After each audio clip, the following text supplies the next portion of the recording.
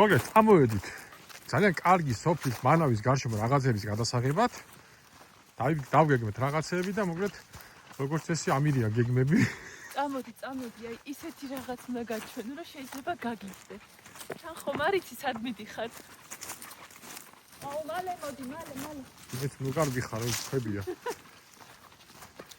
აუ, მართლა საოცარი ადგილი არის და გარჩევებული ვარ, რომ არ ელოდები.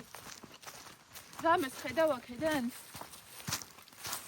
მოვახციეთ, ნახე. აუ, პირადი არის. ეს ადგილი ადგილობრივმა მაცხოვრებელმა ვინმე ტაბატაძე 2004 წელს შემთხვევით აღმოაჩინა და მხოლოდ 2006-ში დაიწყო ამ ადგილის შესწავლა. ეს რა არის? ძალიან კარგი არის, რომ ცოტა შეაკეთეს, ცოტა გაამაგრეს, იმიტომ რომ როგორც ჩანს უკვე სრულიად ჩამონგრევის პირას იყო. როგორც არქეოლოგიურმა კვლევებმა აჩვენეს, ეს ადგილი მიეკუთვნება ადრე შუა საუკუნეებს და აქ აღმოჩნდა ეს ორნავიანი ეკლესია. აი იქ შიგნით არის ერთი ნავი და აი აქ ასე იყო ამოშენებული მეორე.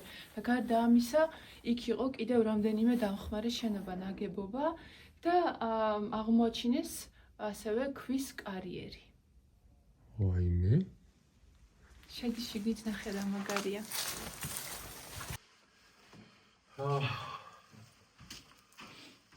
ახლა ეკლესიაში ვარ, თვითონ ეს არის ცენტრალური ნავი, ან ცენტრალური, რაც უკვე ირინემა ახსენა და აი აქ ჩანს დიდი ალბათობით ეს იყო სანათლავი.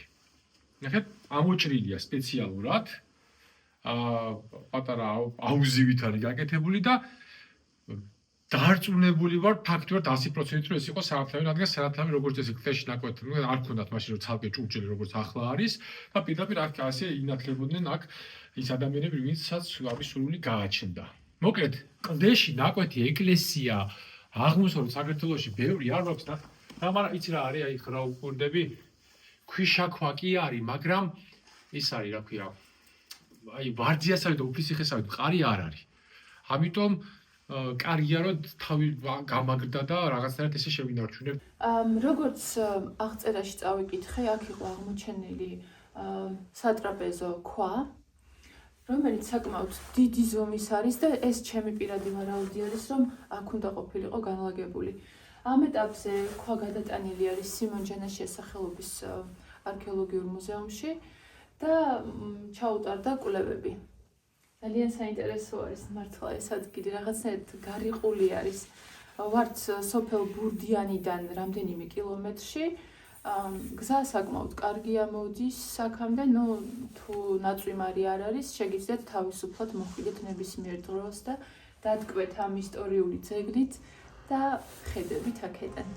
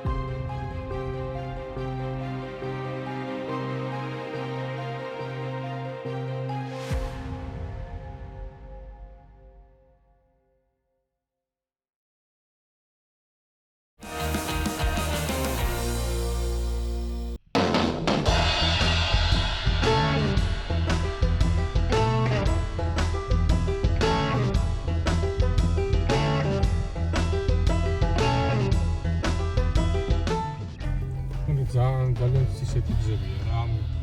აქამდე კი ამოვედით, ლამაზია, მაგრამ აი ზევით ცოდნე ავიდით. მე უკვე ნელ-ნელა იმედი მიქრება, რომ მივალთ ადგილამდე.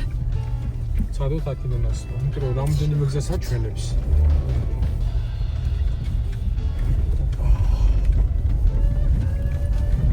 აუ, ნივა. ნივა. ნივა. აუ, რა ვთხოვოთ. ისეთ ხო არავინ არ არის. ველაპარაკე. არა მეც იქიდან ნაყოფი არა ვარო. ხოდა. ვიცი რა მაგარი ფრაზა თქვა. მეთქი იქ როგორი გზაა მეთქი რა და კაი შოშია გზაო. შოშია მეთქი აი როგორი ქვიანი არისო. არ ვიცოდი აი ეს. ანუ რა შვებით? აქედან შეიძლება ასვლა, მაგრამ ქვისეთი მაგარი აღმართია. ქვევიდანაც აჩვენებს რაღაც გზას ცივის მთამდე. და წავიდებ ცადოთ ქვევიდან, თუ გამოვა თუ არა და რა იმ ვქნათ? ცივის მთაზე რა თქვა, რა გზა არისო? არა ვარ ნამყოფი ამიზევით. კაი.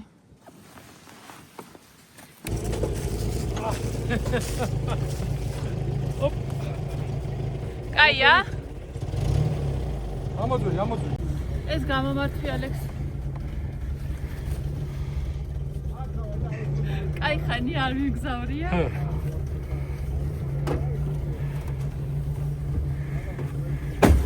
რა კაია? წავიდეთ. კი, წავიდეთ. ძალიან ოფროუდში ვარ. თან ვერც ვდგებით, იმიტომ რომ ტოტებია ყველგან და ძალიან მიხარია, ასეთი ბედნიერი დიდი ხანი არ ყოფილვარ. ძალიან კაია.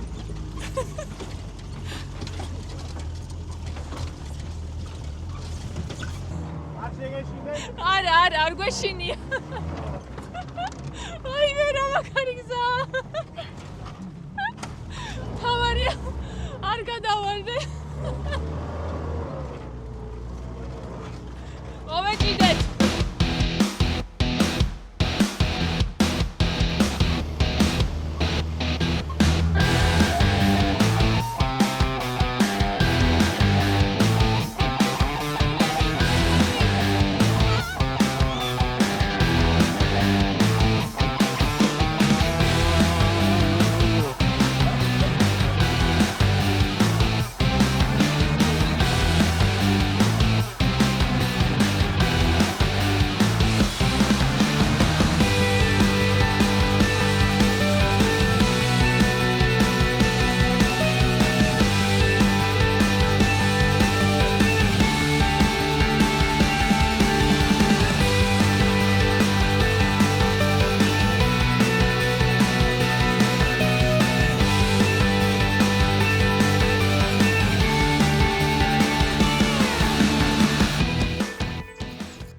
ისეთი ბედნიერი ვარ, ისეთი ბედნიერი, რომ მეტი რო არ შეიძლება დღევანდელი დღის გმირები უნდა გაგაცნოთ.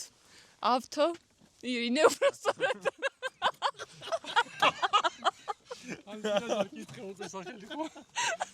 სახელი გამიწვალა. კაკი. ძალიან სასიამოვნოა და უღრმესი მადლობა.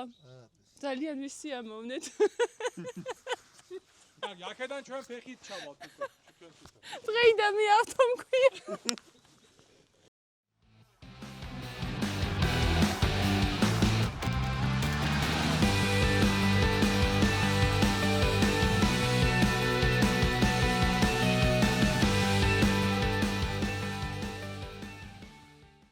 მოგა დიდი თავგადასავლებით ამოვახციეთ აი ამ საოცარ ადგილზე, რომელსაც ქვია ვედრების უბრალოდ ვედრებელას წმინდა გიორგი. პირველად ვარ ამ ადგილზე, ორივე პირველად ვართ. გზა ძალიან ისეთი იყო, და ძალიან კარგი ოფროუდ მანქანა რომ ამოხვიდეთ, მაგრამ აქ ამბავი არის ის, რომ რაც ნახეთ, ბევრი ინფორმაცია არ გვაქვს, აქ ჩუბინიშვილს აქ მელექსეთ ბექს აქ და კიდე რამოდენიმე ისტორიკოს მცირე აღწერა, მაგრამ რაც თავარი რატომ ქვია ეს სახელი ვედრებელა ან ვედრებისი ან ვედრების წმინდა გიორგის ტაძარი, ესეთი უცნაური კომბინაცია გვაქვს. ფშაველები, რომლებიც საზაფხულოდ თუ საზამთროდ გადარეკავდნენ ხოლმე საქონელს, აი ეს ადგილი იყო, ეს ცივის მთა, უბრალოდ მანავის ცივის მთა იყო ერთგვარი მთა, შუალედური ადგილი. სხვათა შორის წეგან რასაც დავაკურით და გზაზე ბევრი სვეტი იდგა, ანუ ეს რას ნიშნავს, რომ ადრე ასე ვთქვათ, ძირითადი ეს საქარავნო თუ ასე ვთქვათ, სასაქონლო გზები არა დაბლა, ველზე, არამედ ესე მთა გადადიოდა და ამიტომ ძალიან საინტერესო ადგილი იყო და ეს ადგილი იყო ერთგვარი მსხვერპლშეწირვის ადგილი, ანუ სადაც ფშაველნი ვედრებას შესხოვდნენ წმინდა გიორგის, რომ მათ ჰქონდათ კარგი წელი და საქონელი მშვიდობით მieყვანა დანიშნულების ადგილზე. და ეს არის დაახლოებით მე-16 საუკუნის, აი კლასიკურად, აი კახეთში რაც ხშირად გვხვდება ხოლმე. ნასოფლარი თალაქიდან ვართ 2 კილომეტრში და როგორც ჩანს, აქ ეკლესია მე-16 საუკუნეში რო აშენდა, მანამდე რა თქმა უნდა იდგებოდა ნიში, ეს ყოველთვის ასე იყო და უბრალოდ შემდეგ უკვე აშენდა აგურის ეკლესია. ახლა შევიდეთ შიგნით.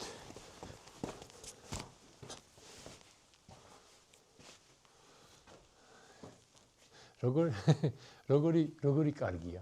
გუმბათიანია. ძალიან ვიწრო, გუმბათიანი, ვიწრო ყელიანი. უბრალოდ ვიწრო ყელიანი კი არ არის გუმბათი საკმაოდ ნორმალური, უბრალოდ თვითონ ეკლესიის ტანი არის ფაქტობრივად გუმბათის სიგანის. აი საკურთხეველი და ეტყობა სანთელს ანთებენ და დღემდე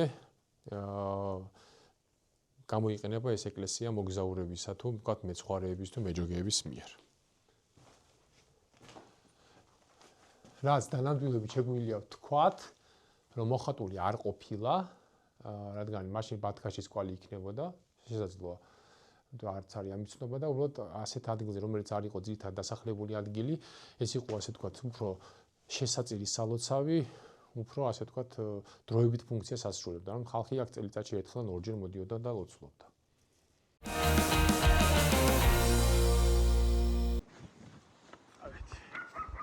კახეთისკენ რომ მივდივართ, აუცილებლად ვხედავთ ხოლმე გზიდან ამ საოცარ ტაძარს. და სიმართლე რომ გითხრათ, არც ერთხელ არ გავჩერებულ ვარ და არ მომინახულებია და დღეს ალექსანდრე მითხრა, რომ ეს აუცილებლად უნდა ნახო. ეს არის ღვთისმშობლის შობის სახელობის ტაძარი, რომელიც მე-18 საუკუნეში აშენდა. ეკლესია აუშენებია დავითგარეჯის ნათლისმცემლის სახელობის მონასტრის წინამძღვარს ეფთიმეს. აღსანიშნავი არის ის ფაქტი, რომ ბოლო გუმბათოვანი ეკლესიებისგან ეს არის ერთ-ერთი უკანასკნელი. როგორც მელექსეთ-ბექი გვეუბნება, აქ იყო წარწერა, რომელიც სამწუხაროდ ამ ეტაპზე წაშლილია. წარწერაში ეს იკითხებოდა: დროსა მეფის ირაკლი მეორისას მოწყალებით ქრისტე ღმრთისად აღვაშენა დედისა ღმრთისაშობისა წმინდა ეკლესია მრავალთის მონასტრის. ადგილს შინა ნათლისმცემლის არხიმანდრიტმა მეფისა.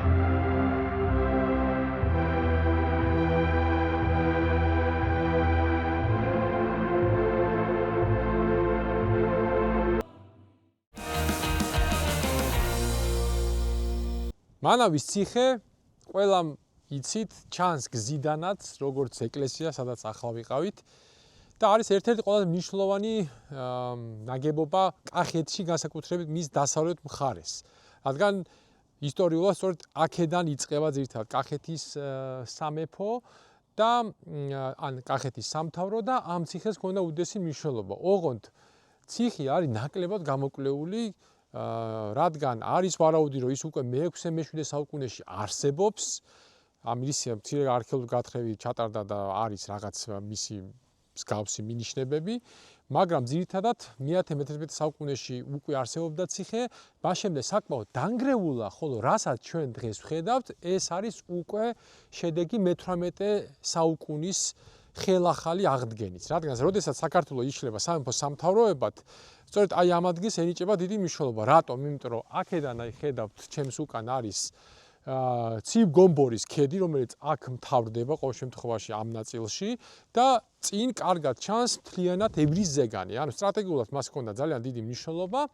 გარდა ამ მნიშვნელობისა, ის კარგი იყო იმისთვის, რომ კომუნიკაციაში ყოფილიყო ქართლის სამეფოსთან, რადგან ქართლის და კახეთის სამეფოები ხშირ შემთხვევაში ერთმანეთს ეხმარებოდნენ, განსაკუთრებით ოსმალობის და ყიზილბაშობის პერიოდში, მაგრამ ერთი რაც უნდა აღვნიშნოთ, ეს ციხე არ იყო მხოლოდ ციხე. მე-18 საუკუნეში აქ ატარებს თავის ძირითად დროს დავით მეორე, ეს არის კახეთის მეფე, რომელიც ცნობილია როგორც იმამყული ხანი. ნაზარალი ხანის შვილი. ნაზარალი ხანი ვინ არის? ერეკლე პირველი.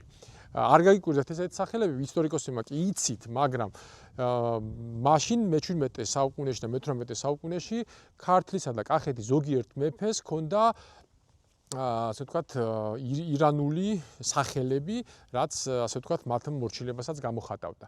და მის დროს არის აღდგენილი სავარაუდოდ საკმაოდ კარგად და აქ იყო ასევე სამეფო დასარჩენი რეზიდენცია, რამოდენიმე ეკლესია და საკმაოდ საინტერესო ფორტიფიკაცია, გარშემო გარედან დიდი გალავანი აკრავს, ხოლო ეს არის თვითონ ციტადელი, ანუ ზედა ნაწილი ამ ციხის. გარდა ამისა, ერეკლე მეორე და თეიმურაზ მეორეც აქტიურად იყენებდნენ ამ ციხეს განსაკუთრებით ლეკებთან ბრძოლის პერიოდში, რადგან მას ჰქონდა უდიდესი სტრატეგიული მნიშვნელობა, ხოლო შემდგომში როგორც სხვა ციხეები, მანაც დაკარგა მნიშვნელობა. ტურისტულად ამ ციხეს აქვს ძალიან დიდი პოტენციალი. რადგან ის არის ერთი გზაზე, ის არის მანავის ზონაში, რომელიც არის ერთ-ერთი ყველაზე გამორჩეული საღვინე ზონა საქართველოში და ასევე ძალიან ცნობილი მიმართულება, რომელიც კახეთის მიმართულებით ფაქტობრივად დასაწყისია, მაგრამ არ ხდება მისი გამოყენება. კი გზა ამოვიდა და გაკეთდა რაღაც გარკვეული ინფრასტრუქტურა, მაგრამ იმის იქით არ წასულა არაფერი და სამწუხაროა, რომ ფაქტობრივად ჩვენი კომპანიების დიდი ნაწილი საერთოდ აქ არ ამოდის და არ ჩვენი მოსახლეობის მხოლოდ გარედან შეხედავდნენ, ამბობენ, რომ ეს არის მანავის ციხე. მოკლედ, ციხე რადგან მდებარეობს მთის წვერზე, ბუნებრივად ჩდება კითხვა, საიდან ჰქონდათ მათ წყალი.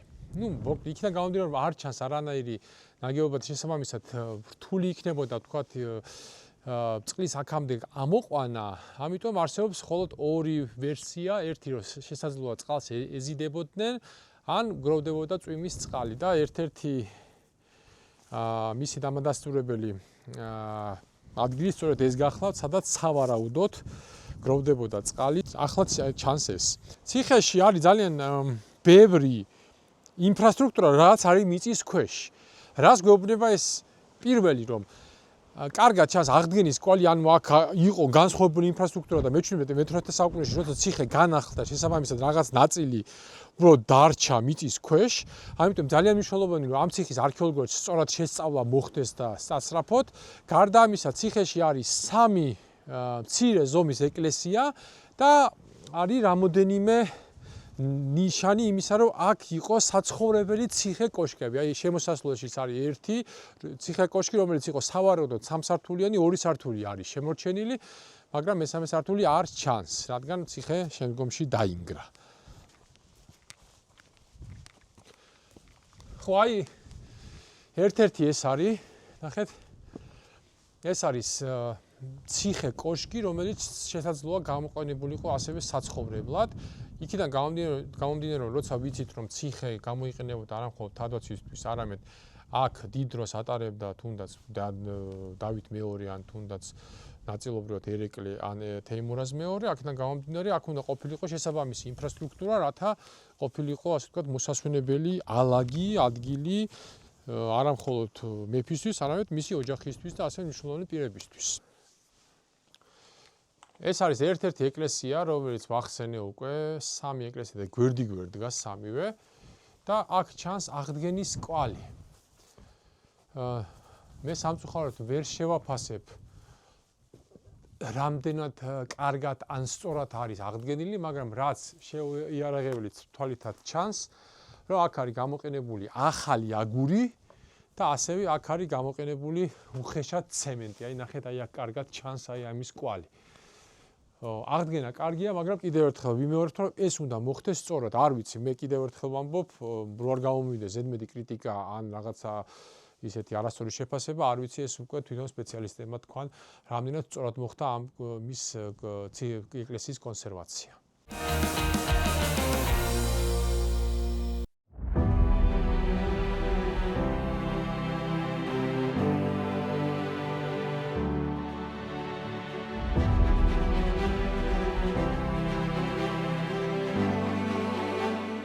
მანავის ციხის ირგვლივ რომ დავათვალიერეთ რუკად, ძალიან ბევრი სალოცავი ეკლესია და საყდარი იყო. გადავწყვიტეთ ერთ-ერთი გვენახა, რომელთა დაკავშირებითაც არანაირი ინფორმაცია არ გვაქვს. სახელწოდებაც კი არ არის რუკაზე, არის უბრალოდ მონიშნული როგორც ეკლესია. ერთი შეგვიძლია ვთქვათ ის, რომ ასევე რუკაზე ვნახეთ ადგილი, რომელიც მონიშნული არის როგორც მომავლის ბანაკი. და ალექსანდრეს გაახსენდა, რომ პატარაობაში სმენია რაღაც ამბები, რომ აქ იყო საკმაოდ ბევრი ბანაკი თოხლიაურის მიდამოებში და დაყავდათ ბავშვები მთლიანი საბჭოთა კავშირის ტერიტორიიდან. აბა ვნახოთ რა ხდება შიგნით. ვაიმე, ძალიან ცივა დღეს რაღაც. ვაიმე, ძალიან სავალალო მდგომარეობაშია აშკარად. ერთადერთი რაც შეგვიძლია ვთქვათ, რომ არის რიყის ქვით ნაგები და არის ერთნავიანი.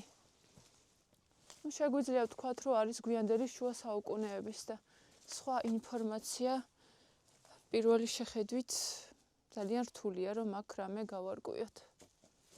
თქვენ თუ რამე გაქვთ ინფორმაცია ამ ადგილთან დაკავშირებით, დიდი სიამოვნებით მოვისმენთ. ეს თაღი საკურთხევლის თავზე ალბათ დიდი ხანი ვეღარ იცოცხლებს, იმიტომ რომ აი ძალიან სავალალო მდგომარეობაშია. ძალიან მეწოდება. აქვე არის კიდევ ერთი საყდარი, რამდენიმე კილომეტრში და ბარემ ისიც ვნახოთ, ხო? კაი.